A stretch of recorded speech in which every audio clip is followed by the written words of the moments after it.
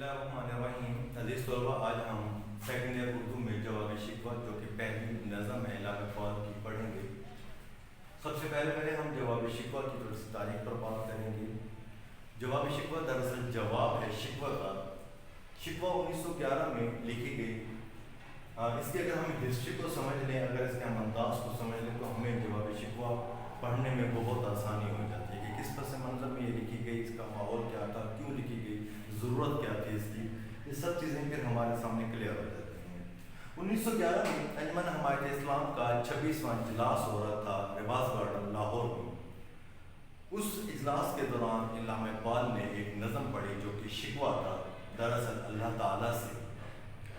अगर हम उस दौर के उस वक्त के हालात को देखें तो हमें उस शिकवा की समझ आती है। हालात मुसलमानों के लिए उस वक्त पूरी दुनिया में बहुत ज़्यादा ख़राब थे। शिकवा का जब शिकवा लिखा गया, हालात इस हिसाब से कि बहुत सारे ममालिक, बल्कि तकरीबन सब मुसलमान ममालिक मुख्तलिफ क़ुव्वतों, मुख्तलिफ जो ममालिक थे उनके ज़ेर असर थे। मुसलमानों के हालात बहुत ख़राब थे, बहुत पतले थे, उनके साथ बहुत जुल्म सितम हो रहा था। जबकि हमें जब हमारे नबी करीम सल्लल्लाहु अलैहि वसल्लम ने जब तालीमात दी, इस्लाम दिया, उसमें हमें कहा गया कि आप लोग कलमा पढ़ें, आप लोग ईमान लाएं, तो अल्लाह ताला आप लोगों को सब कुछ देगा जो आप चाहते हैं। जबकि यहाँ पर हालात ये थे कि हम मुसलमान होने के नाम पर हम मार खा रहे थे, मुसलमान पीस रहे थे। तो वो मुसलमान जो ख़ुसूसन कमज़ोर मुसलमान थे, कमज़ोर अकीदे के, जिनका अकीदा कमज़ोर था, वो मुसलमान शिकायत करने लगे। वो मुसलमान थोड़ा सा इसको नेगेटिव उन्होंने लिया और यही कहना शुरू कर दिया कि अल्लाह ताला ने तो हमें ये कहा था, लेकिन हमारे साथ यहाँ पर ये हशर हो गया। इन अल्फाज को, इन शिकवे को, इन चीज़ों को इल्लामा इक़बाल ने एक शिकवे के अंदाज से, एक नज़म के स्टाइल में एक शिकवा उसने लिखा और उसमें अल्लाह ताला से अपनी मोहब्बत का इजहार भी था और अपनी शिकायत अपने महबूब यानी कि अल्लाह ताला को वो बयान कर रहा था। लेकिन जब उस इजलास के अंदर, क्योंकि उस इजलास के अंदर हर किस्म के लोग, हर मकतबा फ़िक्र के लोग, हर किस्म के मिजाज के लोग उस इजलास में मौजूद होते थे, जिसमें पढ़े लिखे भी होते थे, अनपढ़ भी होते थे। तो जब इक़बाल ने शिकवा पढ़ा जो कि सिर्फ और सिर्फ इसकी एक अकीदत का इजहार था, जो कि अल्लाह ताला के साथ, क्योंकि ये उससे इश्क करता था अल्लाह ताला से, और ये चाहता था कि मैं अगर अपनी कोई शिकायत है, मुझे अगर कोई शिकवा है, तो मैं वो उसी हस्से से करूँ जिससे मुझे इश्क है। तो इसने जब वो नज़म पढ़नी शुरू की तो लोगों का जो रिएक्शन था, लोगों ने जो सुना, तो उन्होंने इसको टोटली बगावत करार दिया, उन्होंने कुफर करार दिया, उन्होंने एक बात पर कुफर के फतवे लगा दिए। उन्होंने कहा कि यार ये बंदा अल्लाह ताला से ऐसे अंदाज से शिकवा क्यों कर रहा है, ऐसे क्या हमारी तालीमात ऐसी हैं, क्या हमें ये बताया गया कि हम अल्लाह ताला से इस अंदाज से, अगर आपको शिकायत है, अगर आपको शिकवा है, फिर भी हमारी जो तालीमात है, हमें जो बताया जाता है, जो हमें समझाया जाता है, जो हमारे बुजुर्ग हमारी तरबियत करते हैं, उसके अंदर और हमारे मज़हब के अंदर भी ये चीज़ है कि आप अल्लाह से किसी किस्म का शिकवा नहीं कर सकते। आपको शिकायतें हो सकती हैं, लेकिन उसको शिकवे की शक्ल में या उसको बाकायदा बयान करना, ये हमारा मज़हब हमें नहीं सिखाता, हमारी तरबियत हमें इस चीज़ से रोकती है। जब इक़बाल ने शिकवा लिखा 1911 के अंदर, तो जो सुनने वाले थे उन लोगों का रिएक्शन बहुत इक़बाल को अजीब लगा। इक़बाल को लगा कि शायद मैंने को गलत बात कह दी। कहने वाले, कुछ तनकीद करने वाले ये भी कहते हैं कि इक़बाल को बाद में खुद एहसास हो गया था कि मैं एक शोखी के अंदर, एक सरमस्ती के अंदर, मैंने एक हद से अपनी एक लिमिट को मैंने भी क्रॉस किया कि मुझे ऐसा नहीं कहना चाहिए था, मुझे कम से कम इस अंदाज से बात नहीं करनी चाहिए थी। इक़बाल को बाद में ये सोच है। तनकीद करने वाले इसके लिए 2-3 पॉइंट उठाते हैं। उसमें वो ये भी कहते हैं कि इक़बाल को खुद भी एहसास हो गया था, वो ये समझने पर मजबूर हो गया कि क्या मुझसे कुछ गुस्ताखी हो गई है, मुझे ऐसा नहीं कहना चाहिए था। नंबर 2, दूसरे तनकीद करने वाले जो हैं वो ये कहते हैं इक़बाल का जो दरअसल मकसद था, इक़बाल ने शिकवा नहीं किया था, बल्कि वो जवाब शिकवा के लिए एक माहौल बना रहा था। वो जवाब शिकवा के अंदर, क्योंकि मुसलमानों ने अपनी हर चीज़ को अल्लाह ताला के ऊपर लादा हुआ था, हर चीज़ को अल्लाह ताला के ऊपर डाला हुआ था। वो ये चाहते थे कि हम हाथ पर हाथ बांध कर बैठे रहें और अल्लाह ताला खुद हमारी मदद के लिए उतर कर आए और हमारी मदद करे। तो इक़बाल ने दरअसल उनकी इस कमज़ोरी को, मुसलमानों की जो वो कमज़ोरी थी, मुसलमान जिस अंदाज से पीस रहे थे, मुसलमान जिस अंदाज से दब रहे थे, उस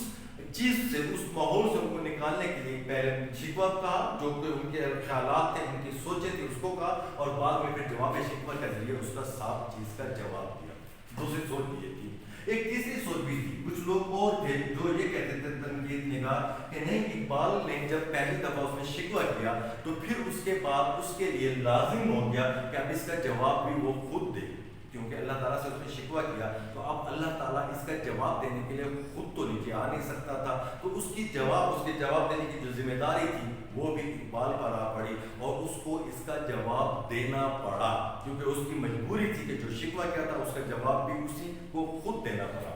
اور اس کے اندر اقبال نے مسلمانوں کی تمام غلطیاں، مسلمانوں کی تمام کوتاہیاں، مسلمانوں کی وہ تمام جو کمزوریاں تھیں اس کو انہوں نے ایک شعروں کے انداز سے ہر چیز کا ایک جواب دیا اور یہ بتانے کی کوشش کی کہ آج اگر ہم لوگوں کو ساتھ ظلم ہو رہا ہے، اگر آج ہم لوگوں کے ساتھ ایک زیادتی ہو رہی ہے، اگر آج ہم لوگوں کو دبایا جا رہا ہے، مسلمانوں کو جو دبایا جا رہا ہے، ہر طرف مسلمانوں کے اوپر جو ظلم ہو رہا ہے، تو اس کے قصوروار صرف اور صرف ہم خود ہیں، ہمارے اعمال ہیں، ہمارے کردار ہیں، ہمارا جو عمل ہے وہ ہمارا اس چیز کا ذمہ دار ہے۔ اس نے ہمیں اس حال تک، اس ماحول تک، اس جگہ تک پہنچا دیا کہ آج ہم پس رہے ہیں، ہم ہر طرف ہمارے ساتھ ظلم ہو رہا ہے۔ بنیادی جو مسئلہ تھا، بنیادی جو چیز تھی وہ کمزوری ہمارے اندر ہے، اگر ہم آج بھی اپنے آپ کو ٹھیک کر لیں تو ہم سب کچھ کر سکتے ہیں، وہ جو ہم سے پہلے ہمارے بزرگوں نے سب کچھ کیا تھا۔ 1911 میں نے پہلے بھی بتایا کہ رواس گارڈن لاہور انجمن حمایت اسلام کا 26واں سالانہ اجلاس ہوا تھا، اس میں اقبال نے شکوہ پڑھا، جس کے ریئیکشن میں لوگوں کا جب ریئیکشن اس کو پڑھا تو اس میں اس کی 2-3 سوچیں جو تھیں وہ آئیں، اور اس کے بعد 1913 میں موچی دروازہ کے اوپر مولانا ظفر علی خان نے ایک جلسہ کروایا جو کہ تحریک خلافت کے لیے چندہ جمع کیا جا رہا تھا، چندہ جو بعد میں بھیجے گئے ڈاکٹر انصاری کے ذریعے۔ تو اس جلسے میں مولانا ظفر علی خان نے اعلان کیا کہ اس جلسے میں علامہ اقبال، جو کہ اس دور میں محمد اقبال ہوتے تھے، شیخ محمد اقبال، اس شکوے کا جواب آپ کے سامنے پیش کرے گا۔ کہتے ہیں کہ لوگوں نے یہ سن کر اس جلسے کا رخ کیا، بہت زیادہ رش ہوا، اور جب علامہ اقبال نے جواب شکوہ پڑھنا شروع کیا اور اس میں انہوں نے ایک ایک چیز، ایک ایک شکوہ، ایک ایک جو پوائنٹ تھا اس کو کلیئر کیا اور اللہ کی زبان سے کیا کہ اللہ تعالیٰ یہ کہنا چاہتا ہے، اللہ تعالیٰ یہ بات کہنا چاہتا ہے کہ آپ لوگوں میں یہ، تو پھر مسلمان ماننے پر مجبور ہو گیا، اور اس وقت علامہ اقبال پھر علامہ اقبال بنا۔ اس وقت پھر لوگوں نے چندہ دیا، کہتے ہیں کہ اس دور میں 1913 کے اندر لاکھوں روپے کا چندہ جمع ہوا تھا، جو کہ ان کی نظم پڑھنے کے بعد اور ان کی نظم سننے کے بعد لوگوں کو ایک تاثر ملا۔ اس میں علامہ اقبال نے جواب شکوہ کے اندر تمام وہ چیزیں، وہ جو الزامات تھے، جو ایک ان کے اوپر پروپیگنڈا کیا جا رہا تھا، جو ان کے اوپر کفر کے فتوے لگائے جا رہے تھے، وہ تمام کا انہوں نے جواب دیا۔ اس جو نظم ہے 26 بانس کی ہیں، 36 بانس کی ہیں، اس کے اندر بھی شروع کا جو انداز ہے، ہمارے پاس شروع کے کچھ اشعار ہیں جو کہ مسدس کے انداز میں لکھے گئے ہیں، اور اس شروع کے پہلے 4 بند ہیں، اس کے اندر اقبال نے ٹوٹل ان لوگوں کو مخاطب کیا جنہوں نے اس کے اوپر اعتراض کیا تھا، جنہوں نے اس کے اوپر مختلف باتیں کی تھی، مختلف انداز انہوں نے رکھے تھے، وہ تمام کے تمام اقبال نے یہاں پر بیان کیے۔ اور پھر ان 4 بندوں کے بعد اصل نظم کی طرف وہ جاتا ہے، اور اللہ تعالیٰ کی زبان سے، یعنی کہ اللہ تعالیٰ کے انداز سے، وہ ایک پس پردہ اللہ تعالیٰ کے رات کو رکھ کر اس نے ان کے انداز سے اس نے یہاں پر جواب دیا ہے، اور مسلمانوں کے ایک ایک شکوہ کو، جو کچھ انہوں نے وہاں پر کہا 1911 کے اندر، وہ تمام کا جواب اس نے پہلے دیا اور بتایا کہ مسلمانوں میں یہ سب کمزوریاں خود ان کی اپنے اعمال کی وجہ سے ہیں۔ ہم نظم کی طرف چلتے ہیں، جواب شکوہ۔ تھوڑی سی اس کو سمجھ لیں، اگر آپ اس ماحول کو سمجھ لیں، اگر آپ اس کے انداز کو سمجھ لیں کہ جس انداز میں نے آپ کو بتایا، اگر آپ اس کو سمجھ لیں گے تو یہ نظم آپ کے لیے بہت زیادہ آسان ہو جائے گی۔ میں نے پہلے بولا، میں پھر بتا رہا ہوں کہ یہ جو پہلے 4 بند ہیں، اس 4 بندوں کے اندر اقبال دراصل ان لوگوں کو مخاطب ہے جو کہ اس کے اوپر باتیں کر رہے تھے، جو کہ اس کے اوپر کفر کے فتوے لگا رہے تھے، جو کہ اس کے مخالفت میں باتیں کر رہے تھے، تو اقبال نے ان کو انڈائریکٹ ان کو مخاطب کیا،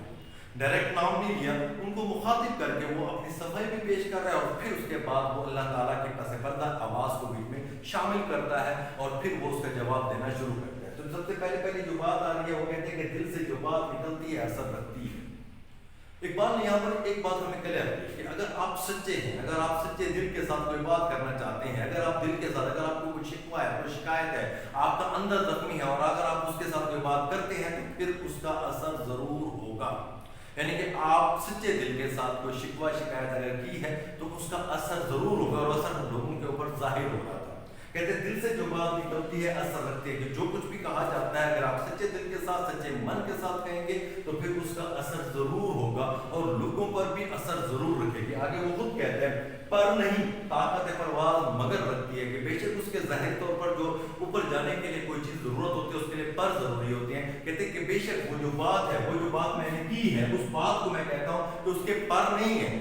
لیکن اس کے پاس وہ طاقت ضرور ہے کہ وہ عرش تک پہنچتی ہے۔ مطلب کہ میری بات اگر سچے دل سے کی جائے یا شکوہ شکایت جو بھی ہے اگر آپ سچے دل کے ساتھ کرتے ہیں یا دل کی بات کو اگر سچے دل کے ساتھ کرتے ہیں تو اس کے اندر بے شک پر نہ ہو لیکن وہ ایسی طاقت رکھتی ہے کہ وہ عرش کو جا کر جھنجھوڑ ڈالتی ہے، عرش کے اوپر جا کر اثر ڈالتی ہے۔ کہتے ہیں قدسی و اصل ہے، رفت پہ نظر رکھتی ہے۔ قدسی و اصل کیا ہے؟ حضرت جبرائیل علیہ السلام جن کو روح الامین بھی کہا جاتا ہے، قدسی پاک کو کہتے ہیں، اصل بنیاد کو کہتے ہیں کہ پاک ہے۔ میں یہاں پر حضرت جبرائیل کے متعلق وہ کہنا چاہتا ہوں کہ روح الامین کو کہا جاتا تھا۔ حضرت جبرائیل علیہ السلام وہ ہستی تھی، وہ فرشتے تھے جو کہ اگر چاہتے تو وہ دوسرے فرشتوں سے بھی پوشیدہ ہو سکتے تھے، یعنی کہ ان کو روح القدس بھی کہا جاتا ہے، روح الامین بھی کہا جاتا ہے، کیونکہ ان کے جو درجہ تھا، ان کا جو ذمہ داری تھی اس حوالے سے یہ ہے۔ تو یہاں پر وہ کیا کہہ رہے ہیں کہ میری جو بات ہے، میری بات اصل میں قدسی و اصل ہے، یعنی کہ وہ سچے دل کے ساتھ نکلی ہے، لہذا اس کے اندر وہ خاصیت پیدا ہو گئی ہے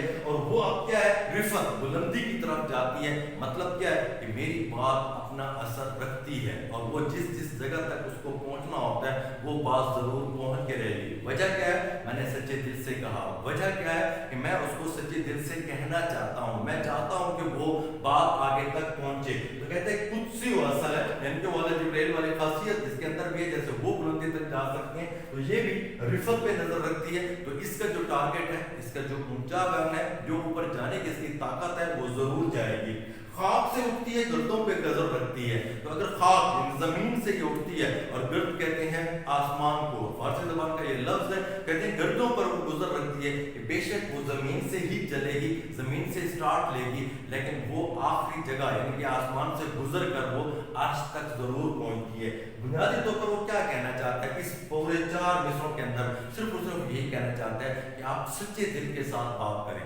آپ سچے دل کے ساتھ، اگر آپ کے دل سے بات کو نکلے گی تو اس میں اثر ضرور ہوگا۔ ہمارے پاس حدیثیں بھی ہیں، ہمارے پاس ایسی چیزیں موجود ہیں جہاں پر ہماری تعلیمات کے اندر ہمیں یہ کہا گیا ہے کہ آپ سچے دل کے ساتھ جب کوئی بات کہتے ہیں تو اللہ تعالیٰ تک ضرور پہنچتی ہے۔ تو اقبال نے بھی یہاں پر یہی کہا کہ میں نے چونکہ شکوہ کرنا تھا، میں نے وہ پوائنٹ وہ چیز میں نے بیان کرنی تھی جس کی وجہ سے میری بات میں اثر تھا، اور وہ اثر کیا تھا کہ وہ بے شک پرواز کی طاقت رکھتی ہے، پار نہیں رکھتی، پرواز کی طاقت ضرور رکھتی ہے۔ بے شک وہ قدسی و اصل ہے کیونکہ اس کی رفت، بلندی کی طرف اس نے ضرور جانا ہوتا ہے۔ بے شک اس کی بنیاد اگر خاک ہے لیکن وہ آسمان سے گزرتی ہوئی جائے گی کہ میری بات اپنی منزل تک، میں جہاں تک پہنچانا چاہتا ہوں اس جگہ تک اس بات نے ضرور پہنچنا ہے۔ اس بات کا وہاں تک پہنچنا، وہاں تک بنیاد تک جانا آپ کا ضروری ہے۔ اس کے بعد کہتا ہے کہ عشق کا فتن گر سرکش و چالاک میرا، کہ میرا جو عشق تھا، کیونکہ علامہ اقبال کا دعویٰ تھا کہ میں اللہ تعالیٰ سے عشق کرتا ہوں، میں اللہ تعالیٰ سے محبت کرتا ہوں، تو میں محبت کے دوران میں جو کچھ میرا ہوگا میں اسی کے طریقے سے بیان کروں گا۔ اصول بھی یہی ہے کہ اگر آپ کو اپنے محبوب سے کوئی شکوہ ہے تو آپ محبوب کے ساتھ شکوہ کریں۔ تو یہاں پر بھی اقبال کیا کہہ رہے ہیں؟ اقبال یہی کہہ رہے ہیں کہ میرا جو عشق تھا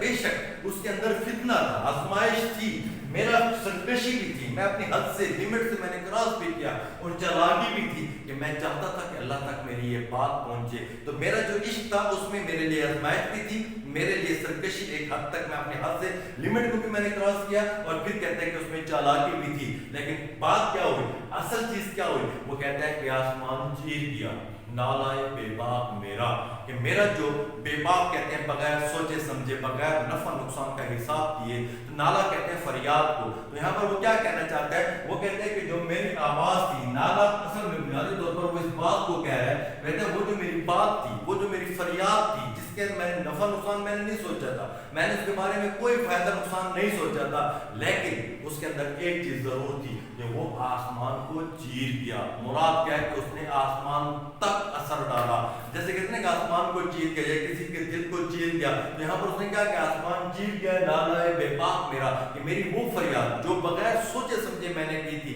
کیونکہ مجھے تو دعویٰ تھا کہ میں عشق کر رہا ہوں، میں اللہ کے آگے فریاد کر رہا ہوں، تو میرا حق ہے کہ میں اللہ کے آگے فریاد کروں، کیونکہ میں اس کو محبوب سمجھتا ہوں، میں اس کو محبوب سمجھتا ہوں. اگر مجھے کوئی گلہ، کوئی شکوہ، کوئی شکایت ہے تو میں اس کو ضرور کہوں گا. تو میں نے تو اپنے کیا، اور وہ جو نالا تھا میرا، وہ جو میری فریاد تھی جس میں میں نے کوئی سوچا سمجھا نہیں تھا کہ مجھے اس کا کیا نقصان ہوگا، کیا نفع ہوگا، میں نے اس کو کہا اور وہ آسمان کو چیر کیا، وہ آسمان تک ضرور پہنچا. وجہ کیا تھی؟ وجہ صرف اور صرف یہی تھی کہ دل سے جو بات نکلتی ہے اثر رکھتی ہے. اگر آپ دل سے کوئی بات کریں گے تو وہ اثر ضرور رکھے گی، اور وہ اثر یہی ہوتا ہے کہ وہ آسمان تک ضرور پہنچتی ہے، وہ گردوں سے گزرتی ہے، رفت پہ نظر رکھتی ہے، وہ آسمان کے اس میں طاقت پرواز ہوتی ہے اور وہ ضرور جاتی ہے. شرط ایک ہونی چاہیے کہ دل کے ساتھ بات کی جائے، سچے دل کے ساتھ ایک بات کی جائے تو اس میں اثر ضرور ہوتا ہے.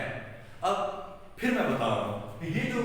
پہلا بات ہے اور دوسرا اور تیسرا اور چوتھا، میں پھر کہہ رہا ہوں، دوبارہ کہہ رہا ہوں کہ یہ دراصل مخاطب تھا ان لوگوں کو جو لوگ اس کے اوپر باتیں کر رہے تھے، جو لوگ اس کے خلاف باتیں کر رہے تھے. اس لوگوں کو یہ مخاطب ہو کر دراصل یہ بتانا چاہتا ہے کہ میرے جو جذبات تھے، میرے جو احساسات تھے، میری جو فیلنگز تھی، جو میں سوچ رہا تھا، جو میں کہنا چاہتا تھا، میں نے کہہ دیا بغیر سوچے سمجھے. لیکن ایک بات ہے میں نے دل سے کہی تھی، اور جو دل سے کہی تھی تو اثر ضرور ہوگا. اگلا بات، اور اس میں بھی اسی چیز کو اس نے کنٹینیو رکھا ہے. میں پھر کہہ رہا ہوں کہ اس میں اس نے کسی کا نام نہیں لیا کہ فلاں بندے نے ایسا کہا، فلاں نے میرے پہ کفر کا فتویٰ لگا دیا، فلاں بندہ یہ کہہ رہا ہے. وہ کہتا ہے کہ یہ سب کے دل کی بات تو تھی لیکن کوئی آگے آنے کے لیے تیار نہ تھا. میں نے کہا پھر اس کو مختلف لوگوں نے مختلف باتیں کی، مختلف انداز سے انہوں نے اس کو ہائی لائٹ کیا، اور ہر ایک بندہ یہ چاہتا تھا کہ ایسا ہو لیکن ایسا کہہ نہیں پایا. کیا کہتے ہیں؟ کہتے ہیں پیرے گردوں نے کہا سن کے کہیں ہے کوئی. پیرے گردوں، پیر پرانے کو کہتے ہیں، پیر بزرگ کو کہتے ہیں، گرد آسمان کو کہتے ہیں. تو یہاں پر مراد کیا ہے کہ جو پرانا آسمان ہے وہ بھی کہہ رہا ہے. اب میں پھر کہہ رہا ہوں آپ کو کہ یہ دراصل مخاطب تھا ان لوگوں کو، اور ان لوگوں کو وہ ڈائریکٹ نہیں کہہ رہا بلکہ وہ انڈائریکٹ انہی کو مخاطب ہو کر وہ یہی کہہ رہا ہے. کہتے ہیں پیرے گردوں نے کہا کہ ان لوگوں میں سے کچھ لوگ ایسے بھی تھے جنہوں نے سن کے کہا کہ کہیں ہے کوئی، کہ کوئی ہے جو فریاد کر رہا ہے، کوئی ہے جو اپنی بات کو پہنچا رہا ہے، کوئی بات اپنی احساسات اللہ تعالیٰ تک پہنچانا چاہتا ہے. پھر کہتا ہے بولے سیارے جو آسمان کی بلندیوں پر رہتے ہیں وہ بھی بولے. کیا بولے؟ سر عرش بری ہے کوئی، کہ ایسا لگتا ہے کہ یہ آواز اوپر سے آئی ہے. سر عرش بری، عرش کے کنارہ بری بلندی کو کہتے ہیں، تو کہتے ہیں کہ یہ آواز اونچی آواز کہیں اوپر سے آئی ہے، یعنی کہ وہ آواز ہر طرف پھیلی ہے، وہ آواز ہر طرف گئی ہے، اور ہر ایک کو محسوس ہوا ہے کہ یہ یہاں سے ادھر سے ادھر سے آواز آ رہی ہے. تو اس نے یہاں پر یہی کہا کہ پیرے گردوں نے کہا سن کے کہ ہے کوئی، کوئی ہے جس نے یہ بات کی. اور پھر کہتے ہیں کہ بولے سیارے سے عرش بری ہے کوئی، کہ شاید کہ کوئی عرش کے اوپر سے یہ بات کر رہا ہے، شاید کہ اوپر سے کہیں سے بات آ رہی ہے. چاند کہتا تھا نہیں اہل زمین ہے کوئی، کیونکہ چاند کا تعلق ڈائریکٹ زمین کے ساتھ ہے. تو کہتے ہیں کہ چاند نے بھی یہ کہا کہ ہاں کہ شاید کوئی زمین میں موجود ہے، شاید کوئی زمین سے انسان کی آواز آئی ہے، شاید کوئی زمین سے ایسا ہے جس نے یہ آواز آگے تک پہنچائی ہے. کہکشاں کہتی تھی پوشیدہ یہی ہے کوئی. کہکشاں کا جو ستاروں کا جھرمٹ ہوتا ہے، جس کو گلیکسی آپ لوگ انگلش میں کہتے ہیں، ستاروں کا جھرمٹ، تو کہکشاں بھی یہی کہتی تھی جیسے کوئی چھپا ہوا ہے، یعنی کہ آواز کہیں سے آئی ہے لیکن کہاں سے یہ معلوم نہیں ہو رہا. میں آپ کو پھر کہہ رہا ہوں کہ بات دراصل اس کے اندر ہمیں یہ پیغام دینا چاہتا ہے. وہ کہتے ہیں کہ یہ ہر ایک بندے کی دل کی آواز تھی، لیکن اس بات کو، اس کو آن کرنے کے لیے کوئی تیار نہیں تھا، اس کو آگے آنے کے لیے کوئی تیار نہیں تھا، کوئی اس کو کہنے کی ہمت نہیں رکھتا تھا، لیکن دل کی آواز سب کی تھی. پھر اس کے بعد اس نے ایک یہاں پر سند تلمی کو استعمال کیا. سند تلمی وہ اشارہ ہوتا ہے، وہ سند ہوتی ہے جو شاعری کے اندر جب آپ استعمال کرتے ہیں تو یہ ایک واقعے کی طرف، کوئی تاریخی واقعہ ہوتا ہے، کوئی پرانا واقعہ ہوتا ہے، اس کی طرف ایک لفظ کے ساتھ اس کو کلیئر کیا جاتا ہے. تو یہاں پر کہتا ہے کچھ جو سمجھا میرے شکوے کو تو رضوان سمجھا. رضوان، حضرت رضوان اس فرشتے کو کہتے ہیں جو جنت کا نگران ہے. مالک اس فرشتے کو کہتے ہیں جو جہنم کا نگران ہے. تو کہتے ہیں کہ میرے شکوے کو رضوان سمجھا. کیوں سمجھا؟ اس کے بعد میں کہتا ہوں، کہتے ہیں مجھے جنت سے نکالا ہوا انسان سمجھا. تو اس نے رضوان کی بات جب کی تو یہ اشارہ تھا حضرت آدم کی طرف، کہ حضرت آدم جب جنت سے ان کو نکالا گیا اور جو ان کی فریادیں تھیں، جو ان کی شکایتیں تھیں، جو ان کے اس نے، کیونکہ اللہ تعالیٰ نے جب قرآن مجید کے اندر یہ فرمایا کہ وَإِذْ قَالَ رَبُّكَ لِلْمَلَائِكَةِ إِنِّي جَاعِلٌ فِي الْأَرْضِ خلیفہ، کہ میں زمین کے لیے ایک نائب بنانا چاہتا ہوں، میں ایک ایسا بندہ بنانا چاہتا ہوں جو زمین میں میری نگرانی میں میرے دیے ہوئے کچھ اختیارات کے ساتھ وہ دنیا میں حکومت کرے. تو اس وقت پھر حضرت آدم کو جنت میں ڈالا گیا اور جنت کی نعمتیں جب چکھنے کے بعد ان کو وہاں سے نکالا گیا تو وہ جس انداز سے فریاد کر رہے تھے, جس انداز سے وہ رو رہے تھے, جس انداز سے وہ باتیں کر رہے تھے, تو کہتے ہیں کہ اس درد کو, اس فیلنگز کو, اس احساسات کو صرف اور صرف اگر کوئی سمجھا تو رضوان سمجھا, کیونکہ وہ وہاں پر موجود تھا. تو میں نے جو بات کی ابھی, جو میں نے شکوہ کا, میں نے جو بھی باتیں کی ہیں, اس تمام چیز کو اگر میرے درد کو کوئی سمجھتا ہے تو وہ صرف اور صرف رضوان سمجھتا ہے, کیونکہ وہ اس کے سامنے میں پہلے بھی اس کیفیت سے گزر چکا ہوں اور اب بھی میں گزر رہا ہوں. تو رضوان میری فیلنگز کو سمجھتا ہے, میرے احساسات کو سمجھتا ہے, میرے درد کو سمجھتا ہے. تو میں نے جو کچھ کہا اس کو وہ سمجھ گیا, اور اس نے مجھے کیا سمجھا, اس نے مجھے جنت سے نکالا ہوا انسان سمجھا, کہ وہ سمجھ گیا کہ یہ انہی لوگوں میں سے ہے, یا انہی لوگوں کی بات ہو رہی ہے جن کو جنت سے نکالا گیا تھا, جو جنت کے سے نکلے تھے. تو یہاں پر میں پھر بتا رہا ہوں آپ کو کہ یہ دونوں باندھ, اگلے دو باندھ بھی جو ہوں گے وہ بھی, یہ ٹوٹل یہ چار باندھ کے ان لوگوں کو مخاطب ہے جو وہاں گئے. اب اصل جو جواب شکوہ ہے وہ اس کی طرف نہیں آیا, بلکہ ابھی تک وہ اس کی صرف تمہید بنا رہا ہے. ابھی وہ صرف ان لوگوں کو ٹارگٹ کر رہے ہیں جو اس ٹائم اس پہ باتیں کر رہے تھے, اور پھر اس کے بعد وہ اصل موضوع کی طرف آئے گا, اصل بات کی طرف آئے گا. تو یہاں پر اس نے یہی کہا کہ ان لوگوں کی دل کی بات تھی لیکن وہ اس کو آن نہیں کر رہے تھے, اور یہاں پر اس نے یہی کہا کہ میں نے جو کچھ کہا دل سے کہا, لہذا وہ اثر اور وہ ضرور رکھتا ہے. انشاءاللہ اگلے لیسن میں ہم لوگ اس کو پھر دوبارہ اگلا جو بات ہوگا وہ پڑھیں گے, اور اس کے مطابق پھر ہم چلیں گے. اللہ حافظ.